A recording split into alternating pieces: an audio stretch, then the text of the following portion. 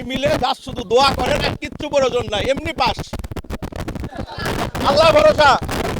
টুকন চৌধুরী আমি দেখেছি যে আমি প্রথম যখন এই আমরা আফাদ সাহেবের পরে আমি রেজাউল চৌধুরী এখানে আসলাম, তখন আমার বাড়িতে একটা পাঞ্জাবি পাঠিয়েছিলেন। আমি বললাম কে পাঠিয়েছে? টুকন চৌধুরী।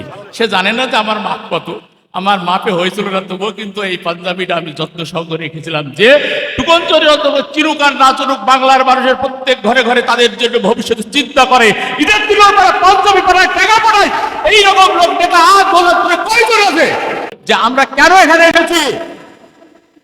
এসেছি যে আমরা একটা নির্বাচন করব উপজেলা চেয়ারম্যান, সেটা হচ্ছে টুকন চৌধুরীকে আমরা সবাই সমর্থন করেছি এবং এটা আমরা সবাই জানি, এটা তো গোপনের কিছু নয়। এবং আমি এই কথাটি বলতে চাই যে একজন কুষ্টিয়া, যেহেতু আমরা একটা মুজিবনগর সরকারের একটা অন্তর্ভুক্ত হচ্ছে, কুষ্টিয়া জেলারই মুজিবনগর সরকার ছিল, এবং কুষ্টিয়া জেলায় যে একটা ইউনিয়ন উপজেলা পরিষদ হবে, সেটা হবে স্মার্ট উপজেলা পরিষদ, সেটা হচ্ছে টুকন চৌধুরীর মাধ্যমে শুধু এটা হওয়া সম্ভব, এটা আমরা বুঝেছি। আর সবচেয়ে বড় কথা হচ্ছে কি, আমাদের এখানে গলাবাজির কিছু নয়। আমরা জানি যে যারা দিতে জানে তারা একটা সুন্দর কিছু এটা করতে পারে ভবিষ্যতের জন্য।